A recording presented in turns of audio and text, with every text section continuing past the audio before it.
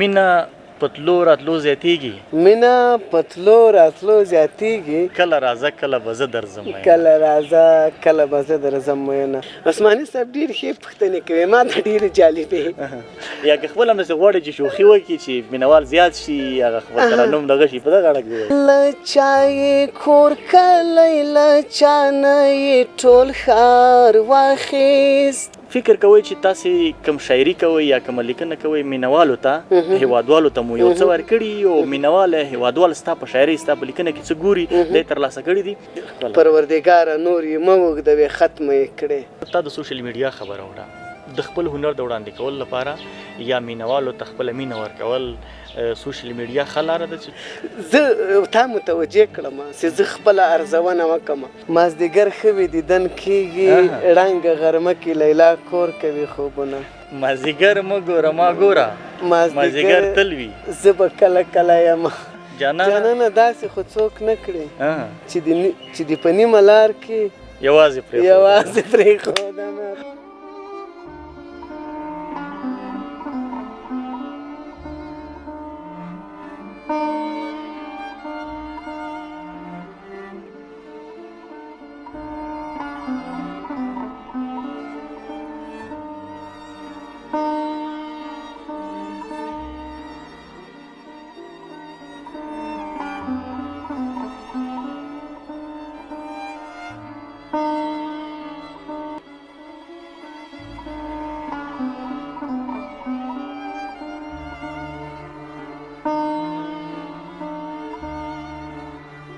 سلامونه یو ځل بیا تاسې ته هرکلی په دې هیله چې به روغ او جوړ یاست مینوالو تاسې به زموږ تېرې خپرونې بنډارونه مشاعري او د لیکوالو شاعرانو سره ناستې لیدلې به درګه کړي خو په دې هیله چې هغه مو د خوښۍ وړ ګرځېدلی وي خوشحاله یو چې نن را سره په دغه خپرونه کې تکړه لیکوال شاعر ترنم کوونکی او همدارنګه تمثیل کوونکی چې دا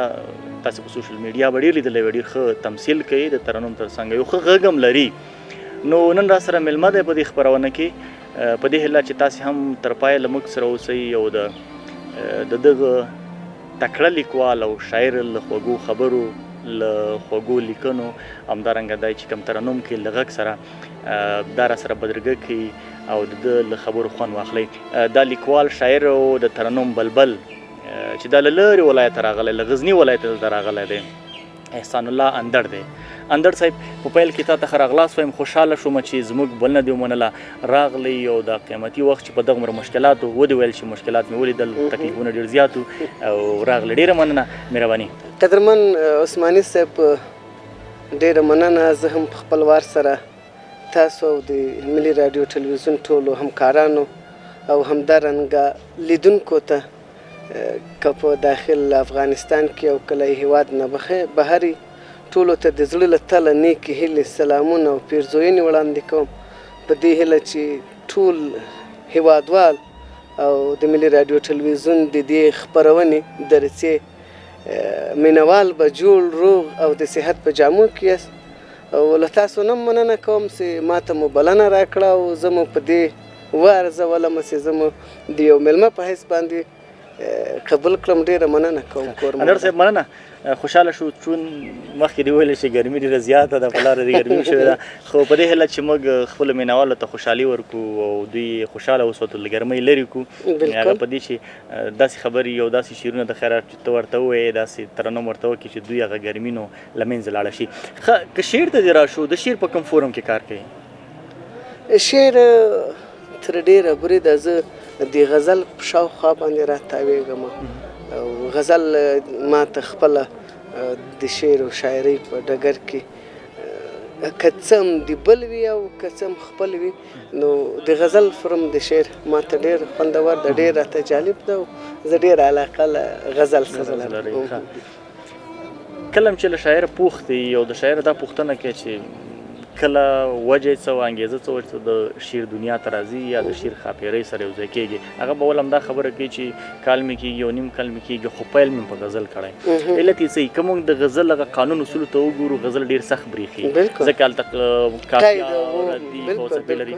نو دا علت څه وي چې شاعر چې کله شعر لیکي غزل ته ډېر راځي خوږلني دا ده که نه لیکل هم اسانه کېږي غزل خپله په خلکو باندې ځان مني دغه په اړه که راته ووایي عثماني صاحب د ما هغه جواب چې ما د تا د پوښتنې په مقابل کې وایو د تا په خبرو کې هماغه ټکی ما ته خپله ورسېد او ما هم هغه خبره کوله د غزل د خوږوالی دومره ډېر ده یا په غزل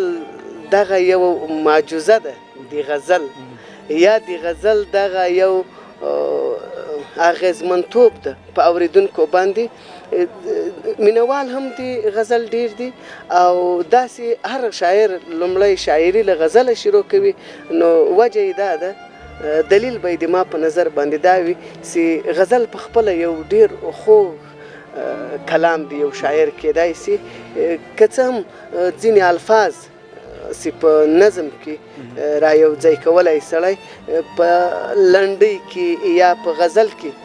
یا په څلوریزه په نورو فورمونو د شعر دومره ښه نه را یو ځای کېږي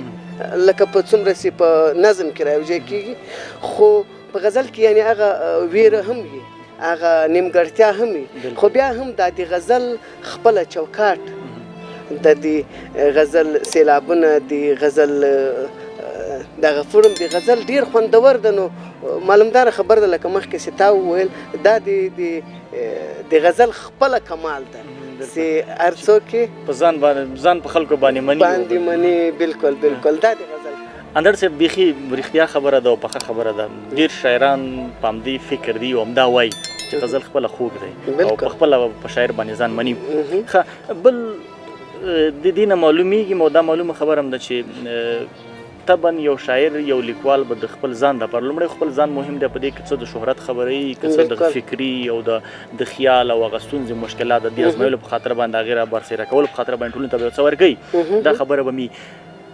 فکر کوئ چې تاسې کوم شاعري کوئ یا کومه لیکنه کوئ مینوالو ته هیوادوالو ته مو یو څه ورکړي او مینوال هیوادوال ستا په شاعري ستا په لیکنه کې څه ګوري دی ترلاسه کړي دي په دې باوري بالکل بالکل بالکل زه یو ډیره تازه خاطره درته وایم نو د وروستیو دغه تحولاتو کې یو ورځې طالبان راغلو یو ځای کې نو یو طالب ما ته ډېر داسې ګوري بیا داسې ولاړ سي بیا راته وګوري نو زه خپله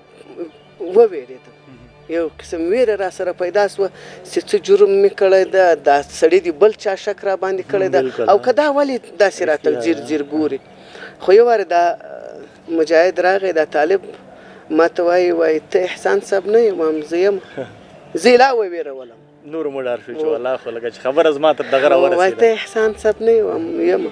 وایي هغه یو غزل دې ما ته ډېر خوند راکوي چې جنګ د خدای ورک کړي د چا پلار او د چا مور واخلي جنگ د خدای ورک کړي یو بیت یې راته وایي نیم بیت یې راته ووایي وایي یو دغه مکمل بیت داسې ده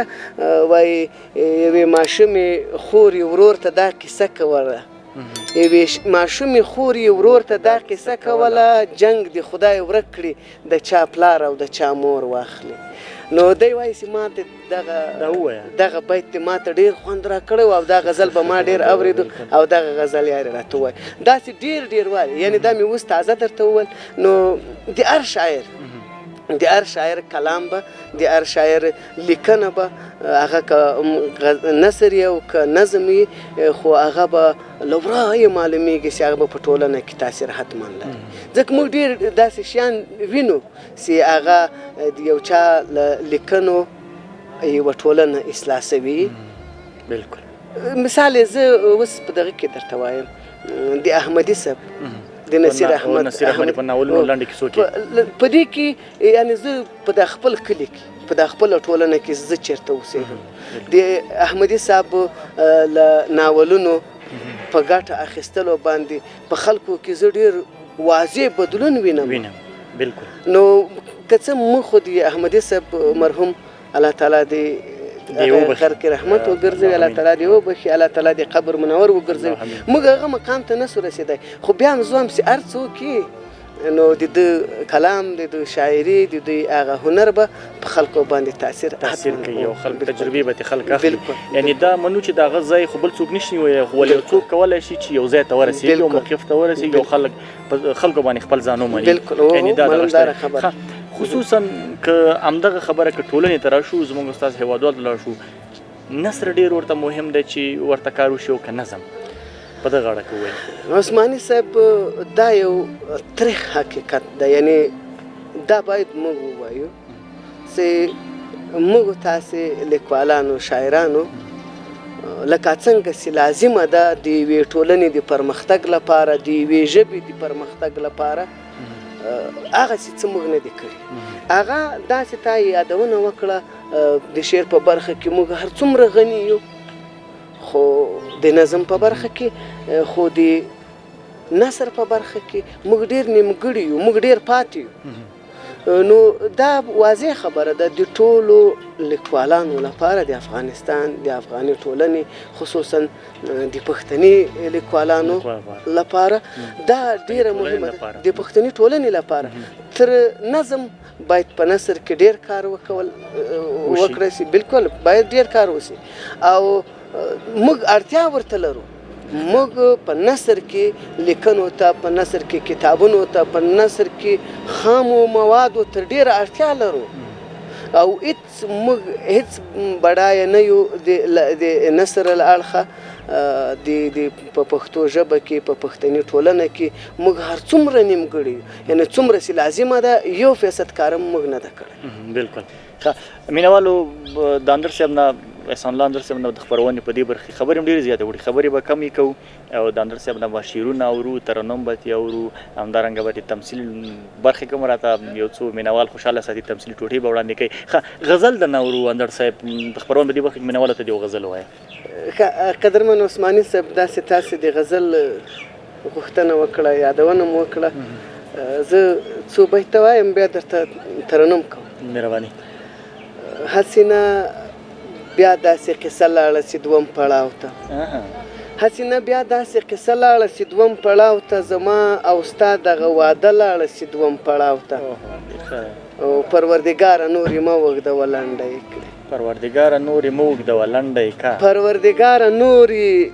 مه اوږدوې لنډه یې کړه خدای مه کړه هسې نه جګړه ولاړه چې دوم پړاو ته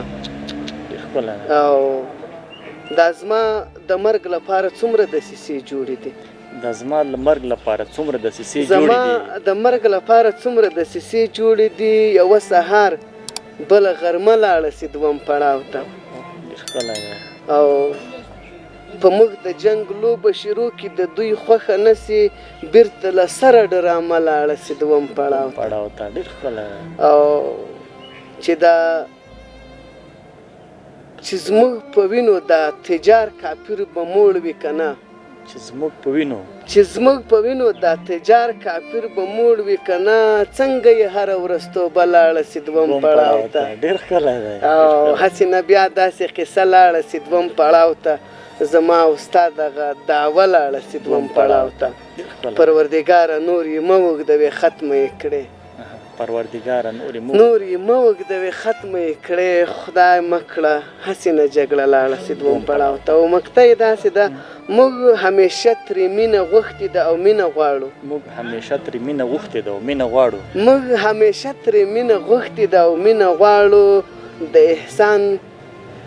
هم هغه وعده لاړه چې دوم پړاو ته ډېره مننه نو له دې سره راځم چې موږ له جګړې نه امان وغوښت له جګړې نه پناه وغوښته که نه نو راځم یو غزل ته البته غزل مې پخوانی لیکلی قدرمن عثماني صاحب موږ جګړې ډېر وځورولو موږ جګړې داسې ټوکر کړو چې کور په کور موږ هر څوک وژړولو کور په کور باندې موږ قربانۍ ورکړلې نو نور هم د الله جل جلاله د جګړې په اور کې نه سوځي الله تعالی هم د له ټولو آفاتو وساتي له ټولو مشکلاتو وساتي د یو لوړ د یو وسا بسیا افغانستان هیله کوو او الله جل جلاله ته دعا کوو نو راځو د جګړې له له ډګره سر ټکوو په غزل کې په غزل کې او د جګړې محصولات وایو په غزل کې. ډېر به مخه شي بس موږ هم ورته په وایو مهرباني. له چا یې کور کلی له چا نه یې ټول ښار واخیست له چا یې کور کلی له چا نه یې ټول ښار واخیست جګړې ظالمې لا د څومره نجونو یار واخیست جګړې ظالمې لا د څومره نجونو یار واخیست څوک یې بې وروره کړل له چا نه یې هر څه واخیستل څوک یې بې وروره کړل له چا نه یې هر څه واخیستل پوچا شول جوړ کورونه وران د چا یې پلار واخیست پچا شول جوړ کورونه وران د چا یې پلار واخیست جګړې ظالمې لا د څومره نجونو یار واخیست جګړې ظالمې لا د څومره نجونو یار واخیست ټوپک تا د څومره خوندو میندو زړه ازار کوم ټوپک تا د څومره خوندو میندو زړه ازار کوم د څومره خلکو له زړګي نه دې قرار واخیست د څومره خلکو له زړګي نه دې قرار واخیست جګړې ظالمې لا د څومره نجونو یار واخیست جګړې ظالمې لا د څومره نجونو یار واخیست موږ پکې سوځوي دا اور کوي هر چا بل کړی موږ پکې سوځوي دا اور کوي هر چا بل کړی دوی ظالمانو خو بیا خوند له دغه کار واخیست دوی ظالمانو خو بیا خوند له دغه کار واخیست جګړې ظالمې لا د څومره نجونو یار واخیست هغه له سلو کالو مخکې راته ډک ګرځېدو هغه له سلو کالو مخکې راته ډک ګرځېدو له دې موقع نه هغو خلکو هم خپلوار واخیست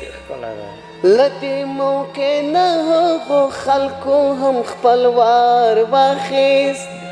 جګړې ظالمې لا د څومره نجونو یار واخیست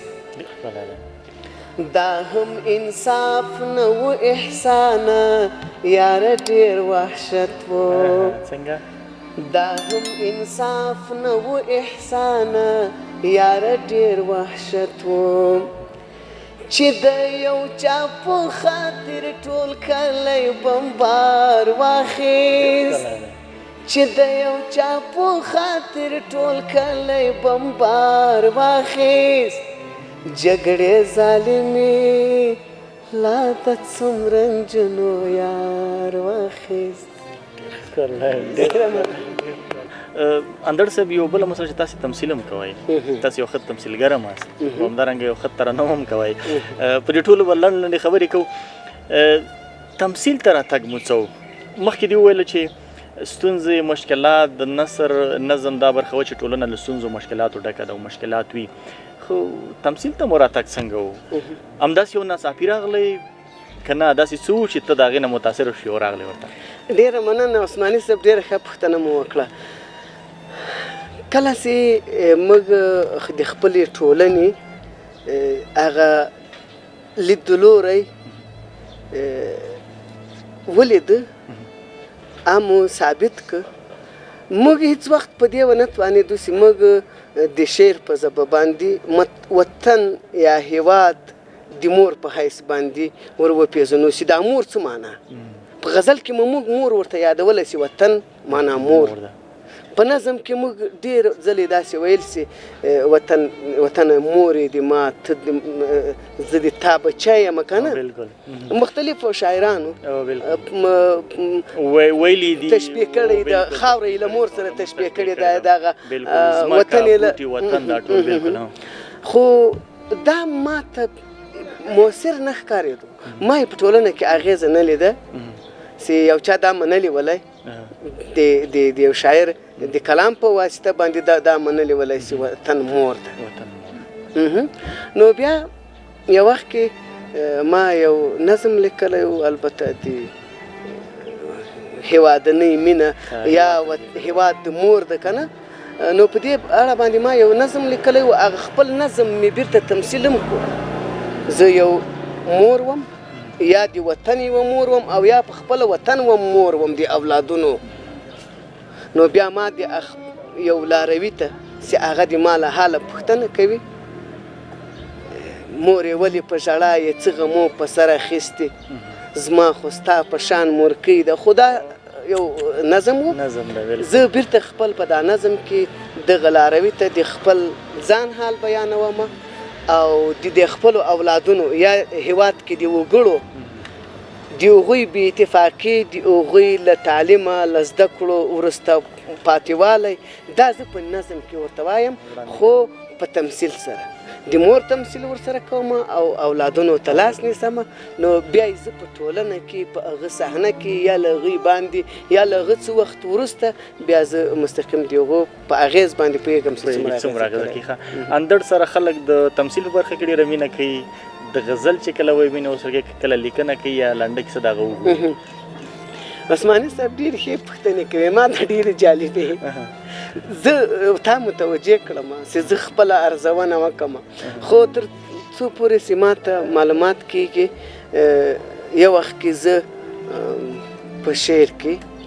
خلک هغه ټولنه کې چې زه چېرته اوسېږم په غزني کې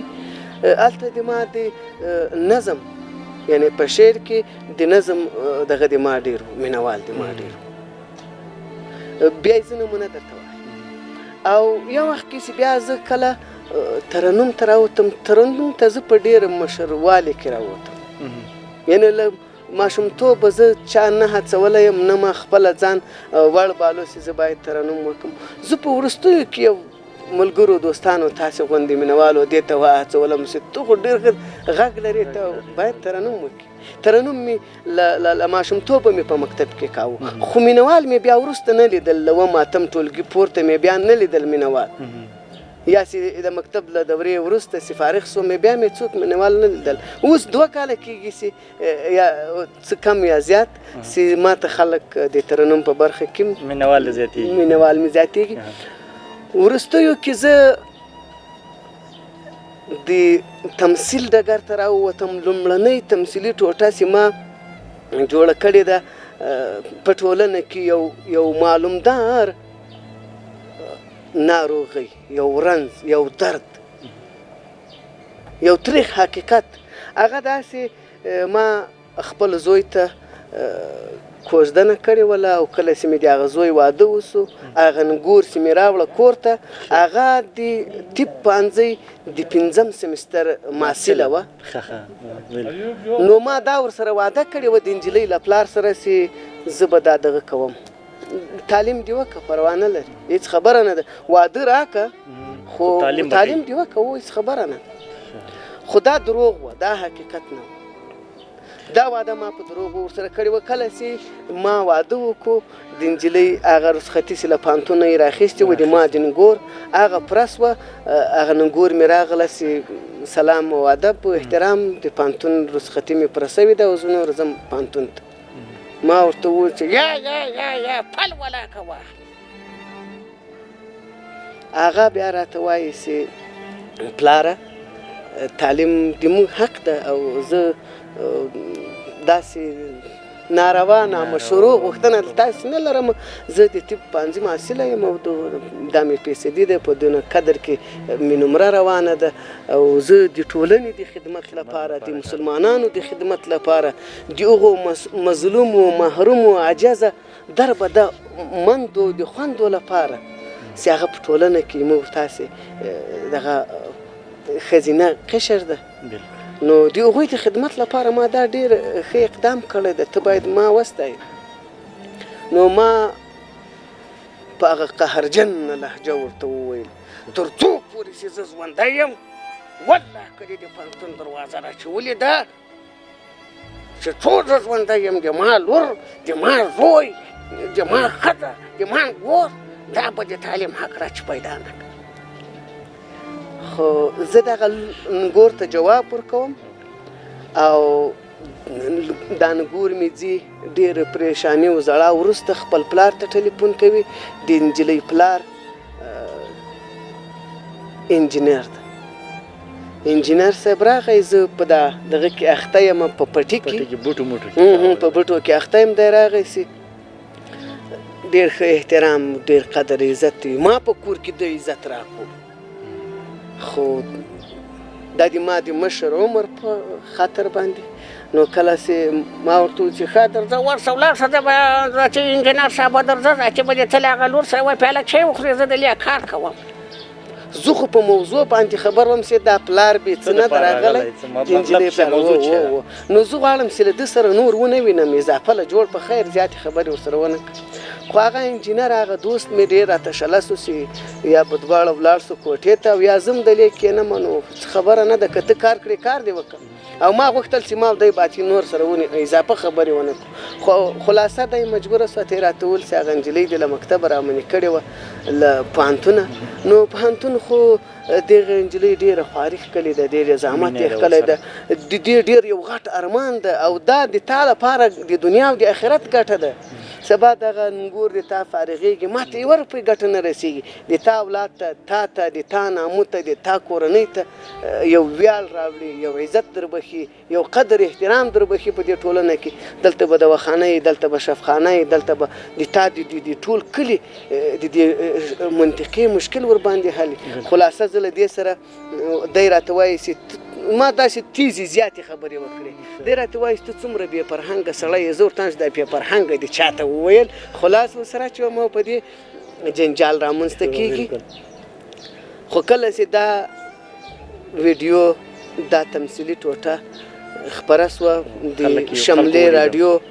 له پاڼې چې د فیسبوک له پاڼې ما ته بیخي د ما د توقع خلاف یو څه مې ولیدل. دا ګوري په 4 ساعته کې دا ویډیو 6,000 وارې شیر سوه. 6,000 وارې شیر سوه په 4 ساعته کې او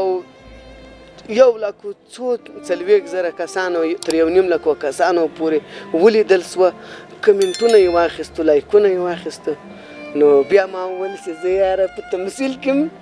یو څه کولی شم مینوال پیدا کولی شم. د ترنم دې مو وویل یعنې دا توازن ته ساتلی شي دا رای ورکولی شي خپله د خپلې مینې ته چې ترنم به دې مشر وي تمثیل به دې مشر وي او کلیکنې به دې مشر وي دا ورکولی شي. دې کې اوس ته اوس کوم یو خوشحالولی شي دا راته ووایي. بیا به م زه د خلکو د مینوالو د غوښتنو په اساس به زه پرېکړه کوم. زه کله کله وخت کې زه وایم چې کله زه دا د تمثیل مینوال ووینم زه وایم ورکې که ټول فوکس به له دې وروسته په دا تمثیل باندې تمثیل مې مشر دی. تمثیل مې مشر. خو چې کله تاسې غوندې یا خاکسار صاحب چې مخکې مو یادونه وکړه د ما ډېر مینوال ده او د دغو خلکو هغه هڅونه هغه تشویق چې د ما له ترنم سره یې ښکاروي. زه وایم یا تر تمثیل مې هم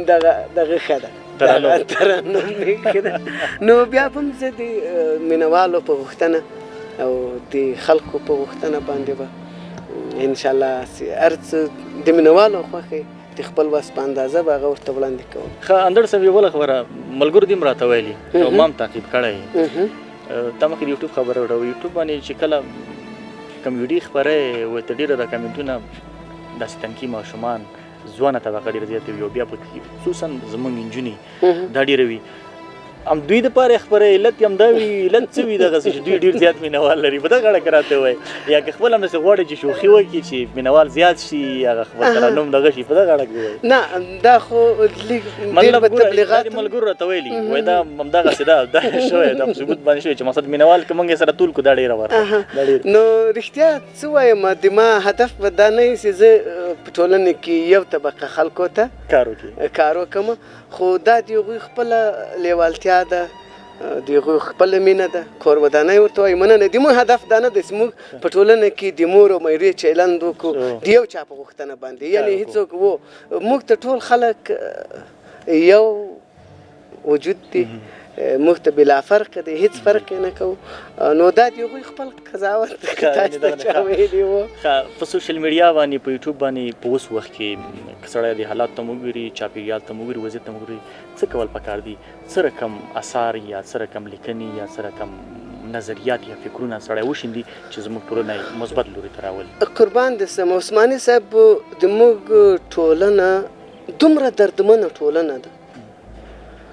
او تر هر څه زیات ورته د اصلاحي خپرونو